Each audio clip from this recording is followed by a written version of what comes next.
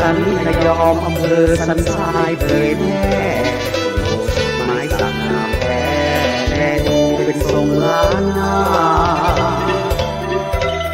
ธรรมะสู่ใจให้ท่านได้ห่างโรคภัยพบสุขสดชื่นหันษาหลักทิพย์หลักธรรมมีพลังกิ่งกล้าเชิญฟังเถิดนะธรรมะธรรมาสู่ใจ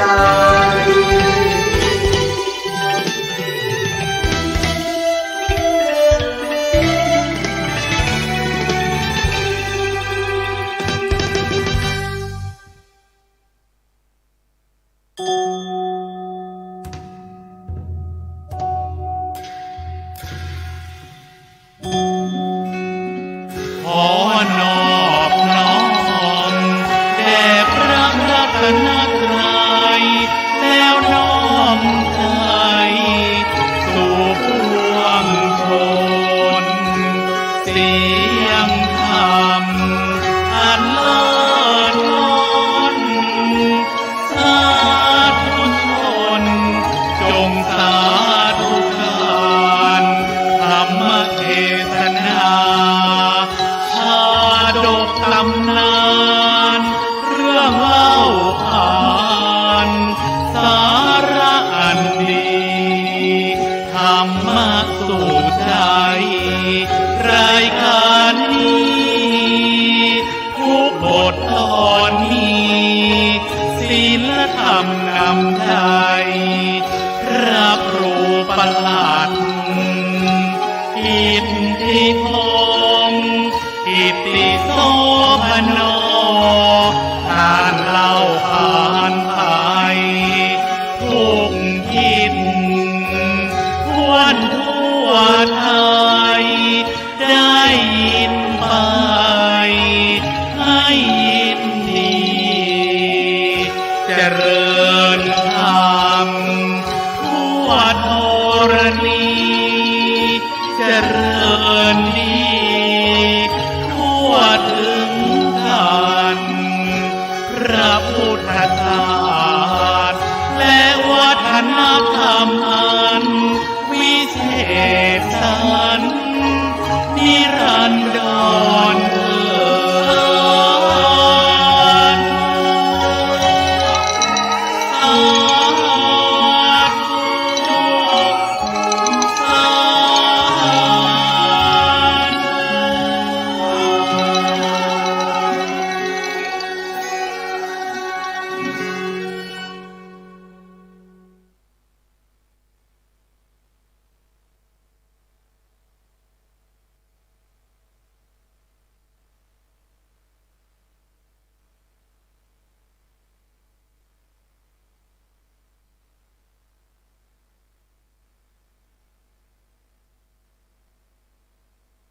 สุขชะตา99 บาท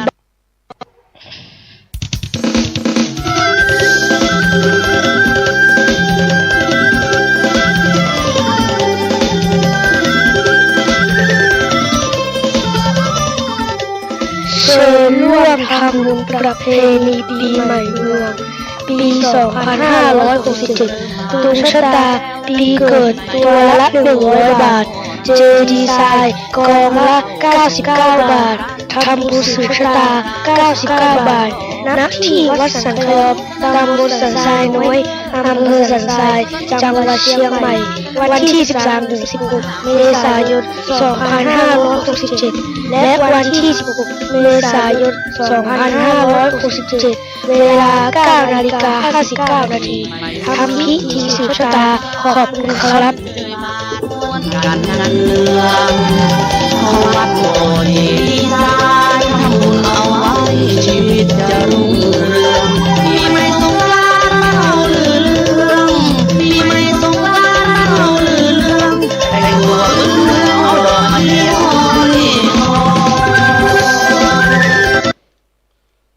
ธรรมะสู่ใจยามสายมาแล้ว เสียงดังเจ้าเจ้ามาแล้วเสียงธรรมธรรมะสาระเรื่องเก่าเรื่องหลัง เตสนานังน้ำธรรมพระเจ้าตำนานโบราณนมนานเจ้าเอามาก้อนไกใจความสัพเพเหระสิ่งใดละหลวมรวบรวมใจความมือหูที่แจ้งเล่าเก่าเล่าใหม่ขยายให้แจ้งด้วยแสงแห่งธรรมะน้ำธรรมคำสอนล้วนมีสาระได้นำมาแจกแจงคือได้เข้าใจแจ่มแจ้งแดงคือหายระแวงในบทบาทห้อยหู้แล้วหู้แถมเอาจนเป่งปอยบ่คือได้มอยดังพร้อยคือตั้งใจฟังพ่อนานพ่อน้อยแปลงใจดังตาลอ้อยคอยฟังธรรมะย่อมบ่ล้าหลังขอเชิญชวนฟังศรัทธาทุกท่านทุกตนทุกคนเนอกราบนมัสการถวายความเคารพหลวงพ่อพระครูสมุวิชุวัตรวรกิจโจท่านผู้อำนวยการขึ้นวิทยุ FM 104.50 วัดฝ่ายหินท่านเจ้าวาดวัดฝ่ายหินที่เคารพอย่างสูงขอบคุณที่ได้เมตตาให้เวลาโอกาสในการฟังธรรมะออกฉายการธรรมะให้ญาติโยมได้ฟังในวันนี้ก็เป็นธรรมะยามสายพบปะกับบรรดาพ่อแม่พี่น้องคณะศรัทธาญาติโยมอุบาสกอุบาสิกาทายกทายิกาศรัทธานาบุญทั้งหลายก็ต้องเจริญพรธรรมะสวัสดีกับทุกคนทุกท่าน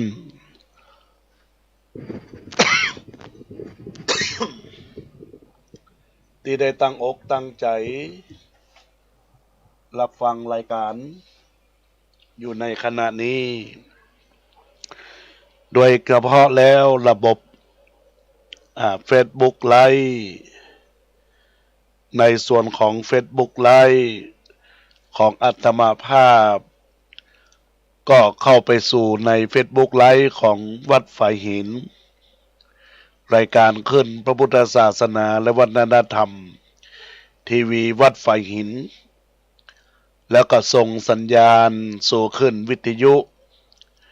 ตีพอออกไม่ออกคณะศรัทธาญาติโยมได้ตั้งอกตั้งใจรับฟังซึ่งในคลื่นพระพุทธศาสนาในโอกาสที่เรียกว่าเป็นการส่งเสริมหลักธรรมคำสอนแห่งองค์สมเด็จพระสัมมาสัมพุทธเจ้านั้นก็เชียงใหม่ของเราก็มี2คลื่นนี่แหละญาติโยมทั้งหลายที่เป็นหลักได้ว่าเป็นธงชัยแห่งการเผยแพร่พุทธศาสนาวันนี้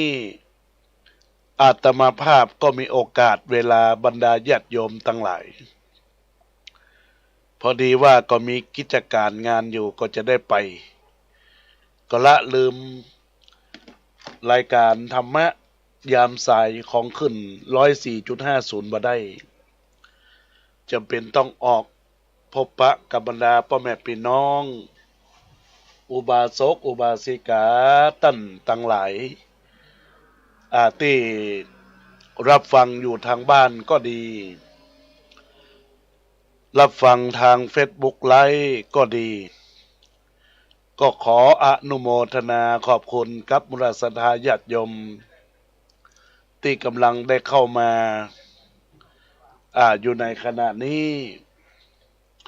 ก็ต้อนรับในการรับฟังช่วงนี้บรรดาญาติโยมใกล้จะถึงเดือนเมษายน ก็ได้เปิดโฆษณาคือกับบรรดาญาติโยมอุบาสกอุบาสิกาได้ตื่นเต้นทางการเปิ้นบอกว่าเปิ้นจะจัดปล่อยหลวงจัดปีใหม่เนี่ย20 กว่าวันตั้งแต่วันที่1ถึงวันที่20 เมษาแต่เฮาก็ตึงบ่ลืมประเพณีของเฮาในโอกาสที่ว่าปีใหม่เมืองเนี่ยญาติโยมทั้งหลายเฮาก็มีการดำหัวครูบาอาจารย์สืบชะตาขนทรายเข้าวัดเข้าวาแล้วก็ตาลตุงตัวเปิ้งญาติโยมก็ได้ฟังไปตะกี้แล้วแต่จิตศรัทธาได้บอกบุญไปละถามว่าพระอาจารย์แก่นอยู่ไกลนะบัดเดี๋ยวนี้มันสะดวกสบายญาติโยมมันเป็นเรียกว่าเป็นกาละที่เอาห้องว่าออนไลน์พวกเราทำบุญออนไลน์เนาะมีแอปโทรศัพท์นี่แหละญาติโยมทั้งหลายก็โอนเอาปัจจัยเอาญาติโยมนะดังนั้นในวาระโอกาสที่มุลศรัทธาญาติโยมได้ฟังได้ยินก็จะไปฟังตกใจว่าจะปีใหม่ละเงินทองก็บ่ค่อยมีอีนะญาติโยมมันจะไปกึดจะอันนะเฮาทำมาหากินก็หิหาไปตามโอกาสตามวันเวลาวันเวลามันเปลี่ยนไปวันเวลามันหมุนไปชีวิตของคนเฮาก็หมุนไปตามวัฏจักรของชีวิตนั่นแหละญาติโยมเพราะนั้นบรรดาญาติโยมทั้งหลายวันนี้อาตมาภาพก็รู้สึกคำว่ารู้สึกนี่รู้สึกว่ามีการเผยแพร่ธรรมเนี่ยก็อยากบอกกล่าวกับบรรดาญาติโยมที่สาธุชนท่านผู้ฟังที่รับฟังเนี่ยว่าทุกวันนี้ในโอกาสอันก็เกิดซึ่งหลักแห่งชีวิตประสิทธิพรเนี่ยความสำคัญของทุกอย่างทุกประการมันก็เกิดจากชีวิตที่เฮาฮู้บ่เต้าตันที่เฮาบ่ฮู้ด้วยวิธีการของเราในสารธรรมที่กล่าวให้กับท่านทั้งหลายว่าทุกคนที่อาศัยอยู่ในโลกนี้ต้องมีการมีงานหรือหน้าที่ที่จะต้องทำเพราะโดยธรรมชาติแล้วทุกสิ่งทุกอย่างในโลก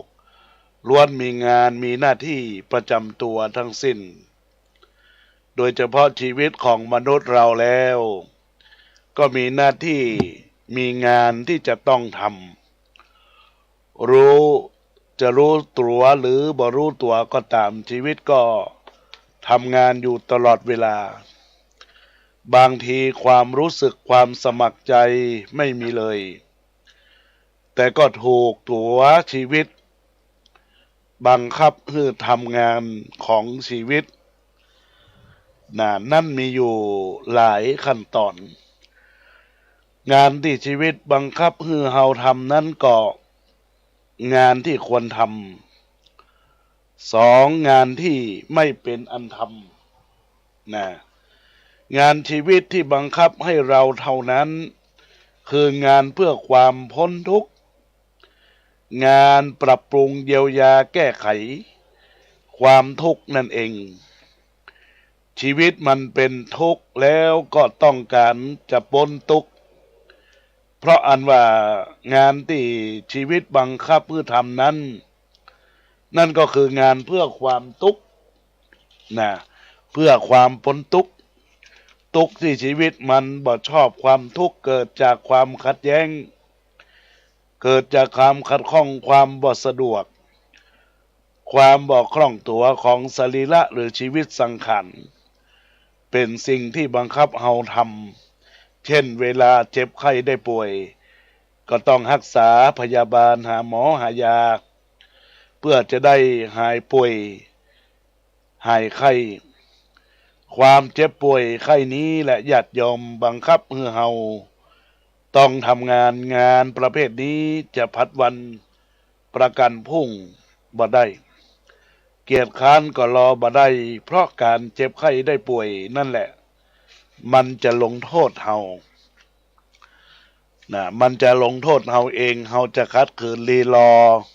เฮาจะต้องเป็นทุกข์หนักขึ้นด้วยเหตุนี้เราจะปฏิเสธหรือหลีกเลี่ยงงานประเภทนี้บ่ได้เลยพูดถึงเรื่องของชีวิตอันเกี่ยวกับด้านของสรีระแล้วชีวิตนี้ประกอบไปด้วยชิ้นส่วนมากมายและก็มีเงื่อนไขด้วยชีวิตนี้เกิดขึ้นจากส่วนประกอบถูกค้ำจุนสนับสนุนไว้ด้วยส่วนประกอบต่างๆมากจริงๆการเชื่อมต่อระหว่างส่วนประกอบหรืออวัยวะนี้แหละเป็นจุดแห่งปัญหาหากจะเปรียบชีวิตเหมือนกับเครื่องจักรกลแล้วชีวิตก็จะเป็นเครื่องจักรกลที่พิสดารที่สุดในโลกมีเครื่องประกอบยุ่มยิ้มมากมีทั้งธาตุสี่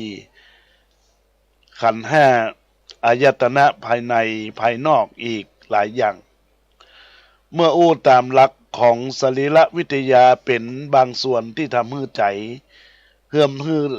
ที่จำได้กล่าวถึงเรื่องของโลหิตมีทั้งเส้นโลหิตแดงเส้นโลหิตดำเส้นโลหิตฝอยถ้าจับเส้นโลหิตในร่างกายของคนเรามาต่อกันก็จะได้ระยะยาวถึง60,000 ไมล์หรือเท่ากับ96,000 กิโลเมตรมีกระดูกอยู่206ต้นมีกล้ามเนื้อ650 มัดสำหรับจำนวนท่อนกระดูกในคัมภีร์วิสุทธิมรรคได้กล่าวว่ามี300ต้นและยังมีแร่ธาตุต่างๆที่จะใช้ประโยชน์ได้เช่นมีไขมันพอทำสบู่ได้7 ก้อนมีธาตุฝอย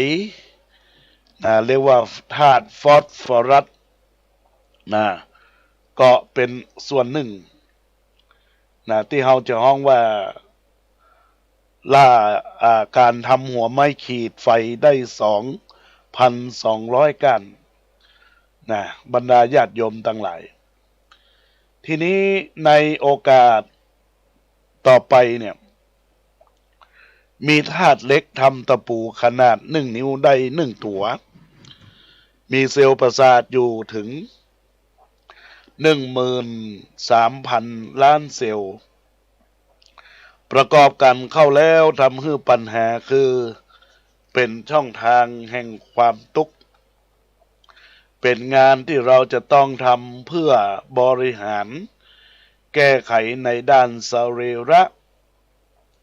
มันเป็นเหตุแห่งความกังวลพระว้าพระวงมากความทุกข์นี้นะญาติโยมก็เป็นสิ่งที่เราท่านทั้งหลายมันเกิดขึ้นมีมาในตัวตนของเรามันเกิดขึ้นมาในตัวตนของเราในญาติโยมความทุกข์นี้เป็นต้นเหตุเป็นต้นเหตุคือเราต้องหาอุบายเรียกว่าหาอุบายทุกข์เป็นต้นเหตุเป็นเหตุที่เราจะต้องแก้ไขของเราความทุกข์เป็นต้นเหตุที่เราจะต้องหาอุบายทุกข์เป็นต้นทางแห่งสติปัญญาเพราะในส่วนของความทุกข์คนเราต้องใช้ปัญญา เป็นเครื่องแก้ไขจะเห็นได้ว่างานแต่ละอย่างจะเป็นงานเกี่ยวกับด้านสรีระหรือด้านจิตใจเกาะมุ่งเพื่อความดับทุกข์ทั้งนั้นตั้งแต่งานต่ำๆพื้นๆการเล่นการหาความเพลิดเพลินจำเริญใจนะก็มุ่งเพื่อความดับทุกข์นะทั้งนั้นตั้งแต่งานต่ำๆนะญาติโยมพื้นๆการเล่นการหาความเพลิดเพลินจำเริญใจการเล่นไพ่เล่นไฮโลการพนันตลอดถึงกินเหล้าเมายาตลอดถึงการทำมาหากินเนี่ยญาติโยมทั้งหลายด้วยความเหนื่อยยากอดทนอยู่แล้วการทำบุญสุนทานที่จะมุ่งไปสู่สวรรค์ก็มีมาเนี่ยการบำเพ็ญกรรมฐานเพื่อมุ่งพระนิพพานล้วนแต่เป็นงานเพื่อความดับทุกข์ทางนั้น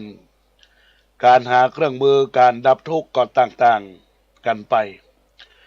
ตามความรู้สึกสำนึกของตนแต่จะดับทุกข์ได้มากน้อยยั่งยืนเด็ดขาดหรือบางอันก็มันก็ขึ้นอยู่กับสติปัญญาของแต่ละบุคคลที่จะมองเห็นความทุกข์ได้กระจ่างและรู้ถึงเหตุของความทุกข์นั้นได้แค่ไหนเพราะความทุกข์นี้เป็นส่วนตนเองโดยเฉพาะเป็นปัญหาเฉพาะตนปัญหาหรือทุกข์ของคนหนึ่งอาจจะบ่เป็นที่สนใจของอีกหลายๆคนก็ได้แต่อย่างไรก็ตาม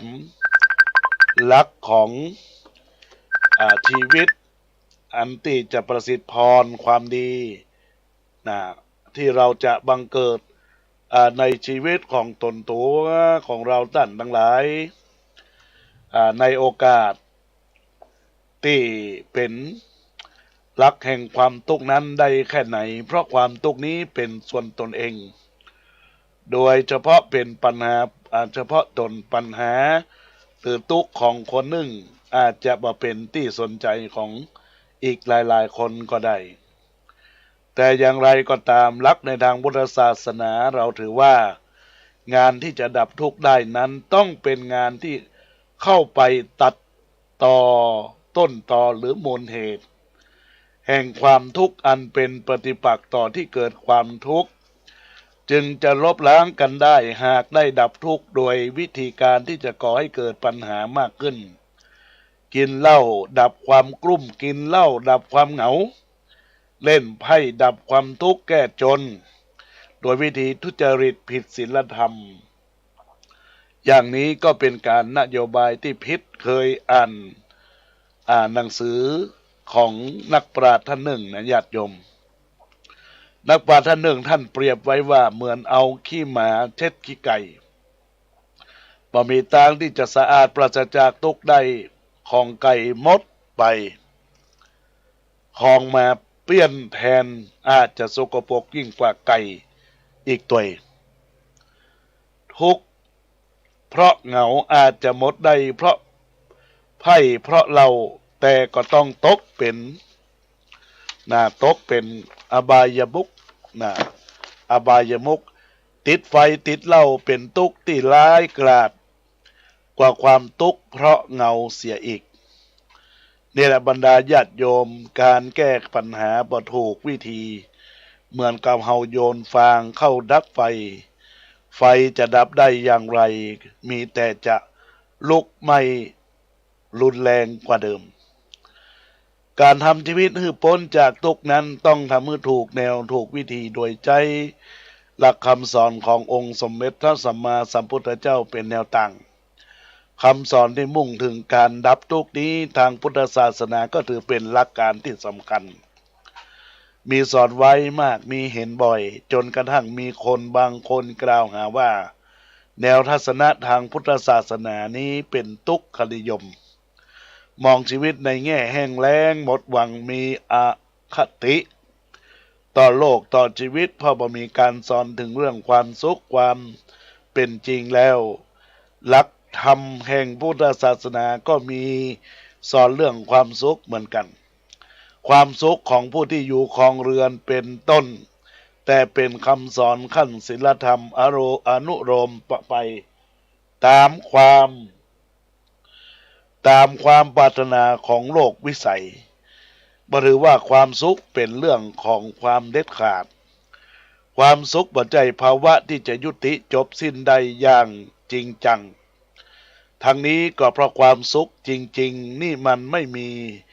มันมีแต่ทุกข์น้อยตามหลักวิทยาศาสตร์ก็กล่าวไว้ตรงกันในเรื่องของความร้อนกับความเย็นว่าความเย็นจริงๆนั้นบ่มีแต่ร้อนน้อยมาพิจารณาถึงพุทธศาสนิกชนเราที่มีการปฏิบัติกันอยู่ประจำหากเป็นการปฏิบัติแบบตรงแนวทางจะต้องมุ่งปฏิบัติเพื่อการดับทุกข์ผู้ที่มีความเป้าหมายของความประพฤติธรรมทำไว้กับดับทุกข์แล้วจะไม่เป็นผู้ที่ฟุ้งซ่านจะไม่ตกเป็นเหยื่อการชักจูงโฆษณาใดๆแบบง่ายๆเพราะไม่ได้หวังอะไรมากมายไปกว่าการพ้นทุกข์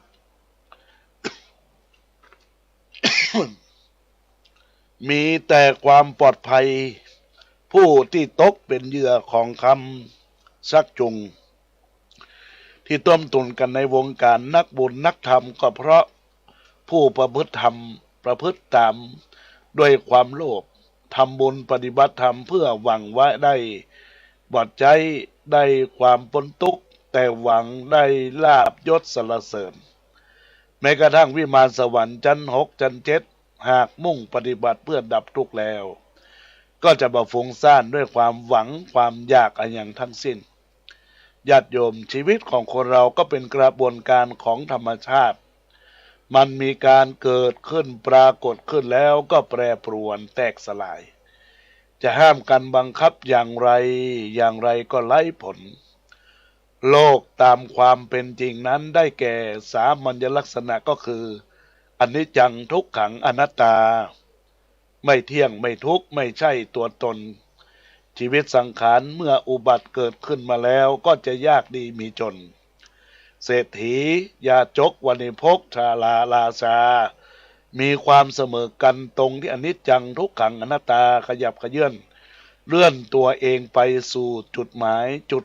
สลายอยู่ทุกขณะและตลอดเวลาจะรู้ตัวหรือไม่รู้ตัวก็ชอบหรือไม่ชอบก็ต้องเป็นไปตามธรรมชาติและธรรมดามันยืนลงประกาศความเป็นจริงอยู่ตลอดกาลจึงขอให้ทุกคนทุกท่านรู้เต้าตันในชีวิตของตัวเราโดยตั้งสติเพื่อที่จะได้พ้นจากความทุกข์พ้นจากความลำบากยากเข็ญทุกสิ่งทุกประการที่ได้ได้จากไปก็จะเป็นเครื่องให้บรรดาสาธุชนพุทธบริษัททั้งหลายได้เป็นข้อคิดคติเตือนใจเฮาท่านทั้งหลายมุ่งมั่นที่จะแก้ไขปัญหาชีวิตที่มันเกิดเพราะอันหยังญาติโยมเพราะว่าตัวเราทำให้เกิดปัญหาอย่างที่อาตมาภาพได้อุจากับบรรดาญาติโยมสาธุชนพุทธบริษัททั้งหลายนั้นก็ขอญาติโยมได้เข้าใจในวิธีทางในโอกาสที่ว่าพัฒนาตัวตนอันจะบังเกิดมีมาในชีวิตก็ขอให้ญาติโยมได้ประสิทธิ์พรแห่งความดีที่จะก่อเกิดก็เพราะว่าเราท่านทั้งหลายต้องพินิจพิจารณาในหลักความเป็นจริงแท้จริงญาติโยมสาธุชนในคลื่นวิทยุ FM 104.50 ที่เราได้พบปะกันในวันอังคารตอนเจ้าแล้วก็วันพฤหัสตอนบ่ายโมงถึง4 โมงอาตมาภาพก็เจริญพรเนอะได้ทำการประชาสัมพันธ์ว่าทางวัดสันขยอมนั้นจะมีงานปฏิบัติธรรมทุกวันอาทิตย์นะทุกวันอาทิตย์เวลาเที่ยงครึ่งถึงเวลาบ่าย4 โมงเพื่อให้ญาติโยมได้มาประพฤติวัดปฏิบัติธรรมทางวัดสันขยอมนี่ก็อยู่เขตอำเภอสันทรายญาติโยมทำมาตังนี่ก็มา4 แยกสันเด็ก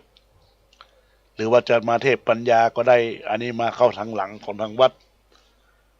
ส่วน4 แยกสันเด็กก็เลี้ยวซ้ายก็3 แยกมุ่งตรงมาที่วัดสันขยอม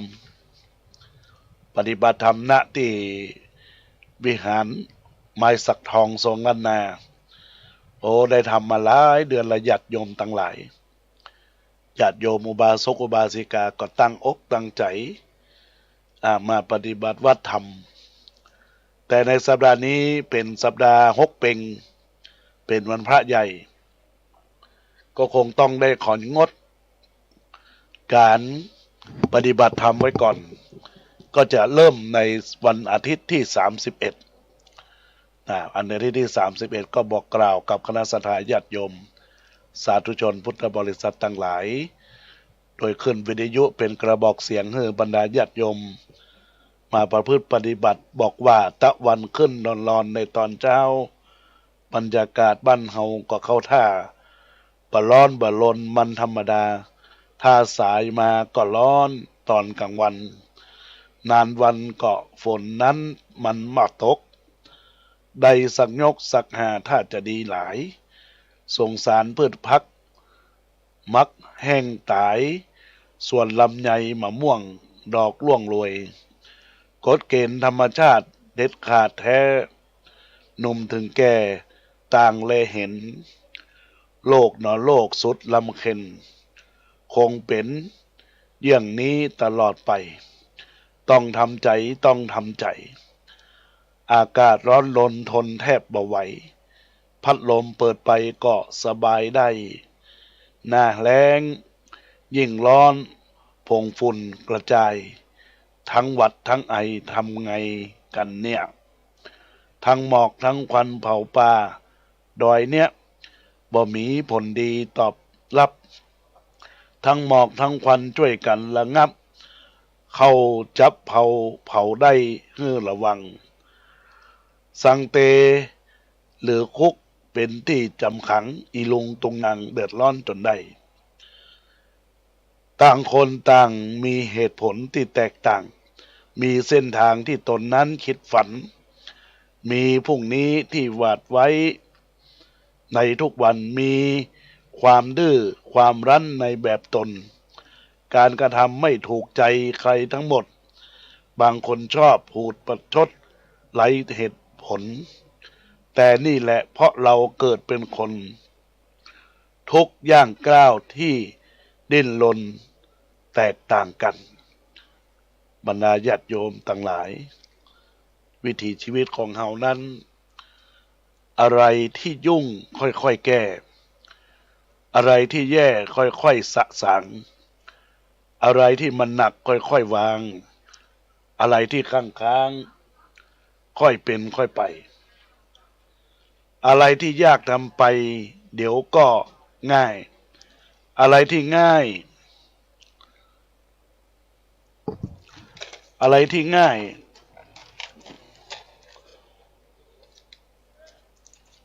อะไรที่ง่ายอย่าเผลอใจไปประมาทอะไรควรเงียบอย่าลั่นไปตวาดอะไรควรเด็ดขาดขอจงอย่าลังหลอบรรดาญาติโยมสักวันหนึ่งก็จะรู้ว่าคนรอบข้างมีความรักสักวันหนึ่งคงประจักษ์เป็นสักขีสักวันหนึ่งคงจะรู้ว่าคนรอบข้างเป็นคนดีสักวันหนึ่งคงได้ดีเพราะเชื่อ กันและกันด้วยความที่เป็นทักษะแห่งชีวิตเนาะอันนี้ก็บรรดาสาธุชนได้รับฟังจบไปแล้วเนาะก็สาธยายธรรมคือกับบรรดาญาติโยมอุบาสกอุบาสิกาทายกทายิกาตันผู้ฟังดังหลายเนอะเป็นข้อคติเตือนใจช่วงนี้ก็อากาศ PM อากาศเป็นอากาศที่ค่อนข้างฝุ่นนักแล้วก็หมอกควันนักญาติโยมต้องรักษาสุขภาพร่างกายของบรรดาญาติโยมอุบาสกอุบาสิกาทุกคนทุกท่านในโอกาสที่มีคราวว่าจะมีการทำฝนเทียมอีกนะญาติโยมมีการประกาศในกรมอุตุนิยมก็จะหยิบยกมามาจากกับคณะสัทธาญาติโยมสาธุชนทั้งหลายที่ได้กระทำบำเพ็ญในโอกาสกาลบัดนี้เป็นสิ่งที่เราท่านทั้งหลายเป็นกุศลและเจตนาที่ก่อเกิดความสุขความเจริญก้าวหน้ามีความรุ่งเรืองแห่งชีวิตประสิทธิพรดังนั้นแล้วญาติโยมสาธุชนพุทธบริษัททั้งหลายทุกคนทุกท่านก็เตรียมระมัดระวังโดยเฉพาะแล้วเนี่ยการเผาเนี่ยญาติโยมเผาควันพิษเขาอันอย่างเนี่ยมันเป็นสิ่งที่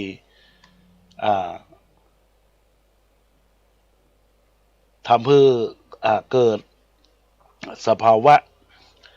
ในความเป็นจริงเรียกว่าทำให้แสบหูแสบตาบางครั้งเนี่ยเฮาบ่ได้ไอมันไอมาจากเสียงเฮาเปลี่ยนก็เพราะว่าควันมันไปคีในตัวตนของเฮาทำให้เกิดโรคภัยไข้เจ็บไปดังนั้นสาธุชนพุทธบริษัททั้งหลายเนาะก็มีการประกาศข่าวสารเกี่ยวกับการประกาศอุตุนิยมวิทยามีพายุร้อนบริเวณตั้งแต่วันนี้เนอะอากาศก็บดหน่อยญาติโยม19 ซาวถ้าฝนตกให้จะดีญาติโยมทั้งหลายก็คงจะล้างไปพ้องเนาะแต่ก็พยายามใส่แมสในญาติโยมอาตมาภาพก็ไปนี่อย่างก็ตึงใส่แมสตลอดเวลาเพราะว่าควันเนี่ยตอนเช้านี้อากาศก็เป็นอากาศต่ำเนาะต่ำคือมันอยู่ในตัวตนใกล้ตัวเฮา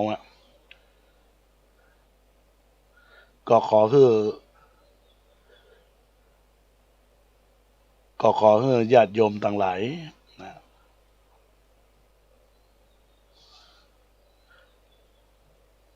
ขอให้ญาติโยมทั้งหลายได้พินิจพิจารณาแล้วก็ขอประชาสัมพันธ์เนอะอาตมาภาพก็เป็นทีมงานหนึ่งในกิจกรรมของทางภาคเหนือเฮาแล้วก็ทางคณะสงฆ์ภาค7เป็นหลักเชียงใหม่ละปูนแม่ฮ่องสอนได้ทำการเพราะว่าได้ทำการประกาศเชิญชวนศรัทธาญาติโยมในการเทศนาธรรม4 ภาคที่จะทำกันในวันอาทิตย์วันพฤหัสที่4เดือนเมษายนนี้ญาติโยมทั้งหลายวันที่4เดือนเมษายนตรงกันวันพฤหัสก็เป็นการเรียกว่าได้มีการเทศนา ภาคเหนือหนเหนือเนาะเฉลิมพระเกียรติดังนั้นญาติโยมก็เจริญพรได้ประห่วมได้ตั้งแต่เวลา8 โมงเป็นต้นไปณศูนย์แสดงสินค้านานาชาติตำบลช้างเผือกอำเภอเมืองจังหวัดเชียงใหม่ได้กระทำกาละนี้ก็เจริญพรต้อนรับญาติโยมทุกส่วนทุกฝ่ายก็ไปรับฟังพระธรรมเทศนาก็จะมีธรรมบรรยายแบบภาษากลสากลก็คือภาษากลางนะญาติโยมแล้วก็มีภาษาเมืองเราจะเทศ2 ธรรมาสน์ในช่วงบ่ายเทศ2 ธรรมาสน์โดยพระเดชพระคุณพระเทพพระเทพวชิระวาทีวัดประยุรวงศาวาสแล้วก็ท่านอาจารย์พระครูประรัตน์ธีรณวัฒน์ญาณสิทธิวาทีเป็นพระครูประรัตนาของเจ้าคุณเปิ้นพอดีก็เป็นองค์เทศในกาละพ่วงบ่ายทั้งวันญาติโยมไปถึงแรงก็จบมาใดก็คือปิกงานมีตั้งแต่8 โมงเป็นต้นไปฟังพระธรรมเทศนาดังนั้นแล้วก็ขอเจริญพรทุกคนทุกท่านที่รับฟังรายการวันนี้ก็แจ้งข่าวสารของคณะสงฆ์หนเหนือคณะสงฆ์ภาค7เชียงใหม่ลำพูนแม่ฮ่องสอนและคณะสงฆ์เชียงใหม่เป็นหลักเลยนะญาติโยมทั้งหลายดังนั้นก็ข่าวสารที่ก็เกิดความสุขความเจริญก้าวหน้ารุ่งเรืองแห่งชีวิตประสิทธิพรความดีก็ขอให้ญาติโยมท่านทั้งหลายได้กระทำบำเพ็ญกุศลในโอกาสที่ได้รับฟังรายการธรรมะในโอกาสเวลานี้เนาะตอนนี้ก็จะเปิดสายหน้าไมค์ญาติโยม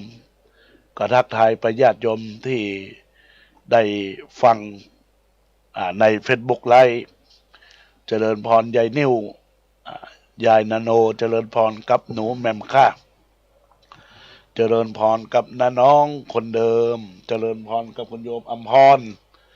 กันทมีเจริญพรกับปนานอินสมตะปินเจริญพรกับคุณโยมไพลินขันธนาเจริญพรกับแม่ครูเหรียญทองจันทีญาติโยมได้ทักทายเข้ามาในส่วนของ Facebook ไลฟ์แล้วก็คุณแม่จันเจรัตน์แจ่มกระจ่างบอกรับฟังจากวิทยุชัดเจนนะแม่เนาะอนุโมทนาขอบคุณแล้วก็ขอบคุณกับครูบอยเทพประสิทธิ์ได้ทักทายเข้ามาอาจจะติดภารการพนักงานก็ทักทายเข้ามาโดยการยกมือถูกใจแต่ไม่ได้ได้บอกภาษาสาธุเนาะแล้วก็มีแม่ครูเหรียญทองก็เสนอกี้เรื่องควันพิษควันภัยนี่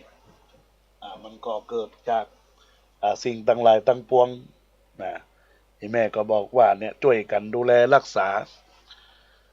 อย่างเกิดปัญหาเนี่ยควันเนี่ยก็ทำให้เราแสบหูนะญาติโยมแสบตานะไปโมดญาติโยมก็ขอให้ญาติโยมทั้งหลายได้พินิจพิจารณาเจริญพรกับแม่เกษณีชัยเทพได้ท่าเข้ามาในรายการในโอกาสนี้แม่จันเปงเจริญพรกับแม่ตัวที่ได้ทักทายเข้ามาในไลน์ที่รับฟัง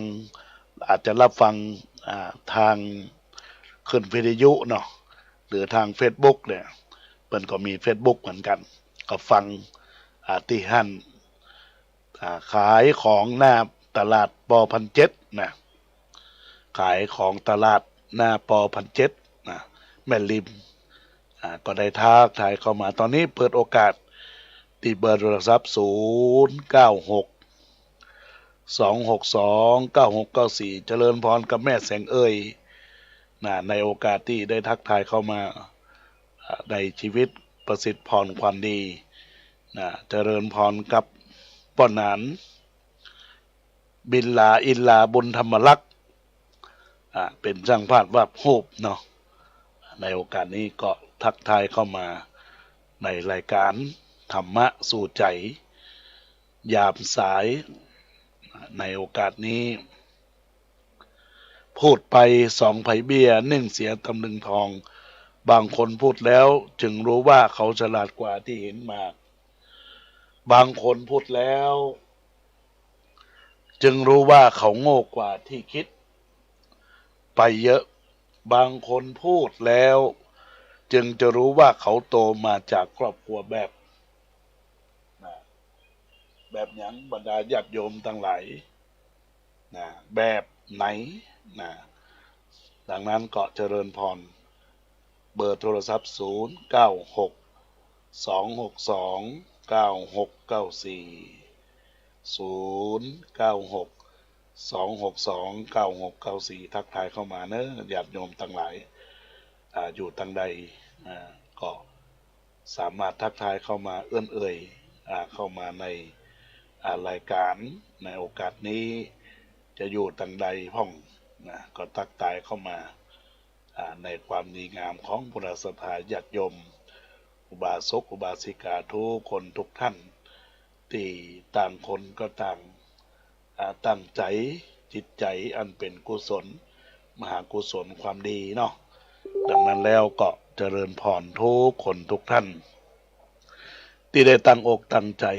ในโอกาสนี้แม่วาสนากันทวีก็ได้สาธุเข้ามาในรายการยินดีที่ท่านได้รับฟังเสียงธรรมจากทางวัดสันขยอมวิหารอุโบสถไม้สักทองสนละนาเนาะในโอกาสนี้ก็อนุโมทนายินดีกับทุกคนทุกท่านที่รับฟังรายการติดตามรายการกันไปเนื่อญาติโยมทั้งหลายวันพฤหัสบดีนี้จะจัด3เวลาที่1นั่นก็เที่ยงวันของรายการ FM 96บ่ายโมงก็ FM 104.50ธรรมมีรายการสดตั้งใดเนาะก็จะได้มาจัดรายการต่อเนื่องไปจนถึงเวลาบ่าย2หลังจากนั้นก็เบรกชั่วโมงหนึ่งเจอกันบ่าย3ถึงบ่าย3ถึง4โมงนะถ้าท่านพระครูประหลัดนิพนธ์ภูริวัตรโกเฮือต่อก็จะเป็นได้ต่อนี่แหละญาติโยมทั้งหลายผู้ที่เผยแพร่หลักธรรมย่อมมีการพัฒนาการเผยแพร่หลักธรรมต้องมีการพัฒนาขึ้นอย่างต้องศึกษาธรรมค้นคว้าธรรมนำมาอุจากับบรรดาศรัทธาญาติโยมอุบาสกอุบาสิกาทายกทายิกาศรัทธานามูลทั้งหลายต้องแยกให้ออกนะระหว่างไม่มีคนคบกับไม่คบคนบางคนเขาเบื่อบางคนก็มากเรื่องคบไปก็เสียเวลาบางคนเลือกที่จะคัดเพื่อนมีน้อยแต่คุณภาพดีกว่ามีมากแต่หาความจริงใจไม่ได้นะเพราะฉะนั้นเราต้องมีทฤษฎีในการคบหาคนนะถ้ามีเพื่อนคบหาแล้วมีแต่ความทุกข์อกมีแต่ความทุกข์ใจจะทำสิ่งใดก็เป็นสิ่งที่มันเป็นสาระประโยชน์ถ้าเพื่อก่อเกิดซึ่งความเป็นไปเป็นอยู่ของชีวิตในญาติโยมเพราะฉะนั้นก็ต้องขอฝากกับบรรดาศรัทธาญาติโยม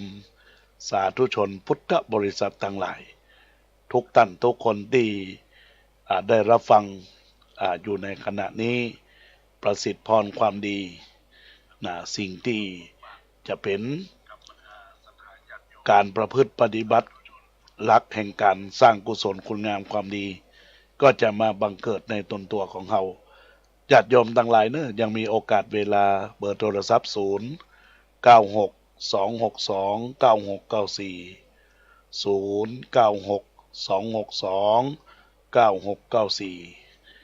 ก็ทักทายเข้ามาเนอะญาติโยมตอนนี้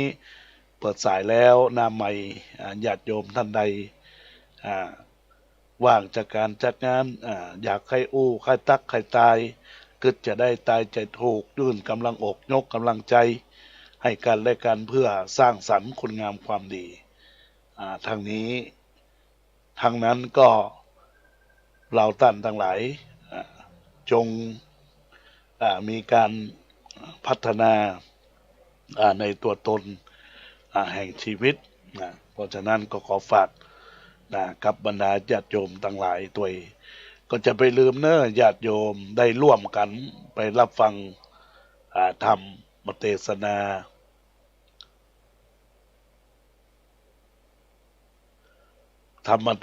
า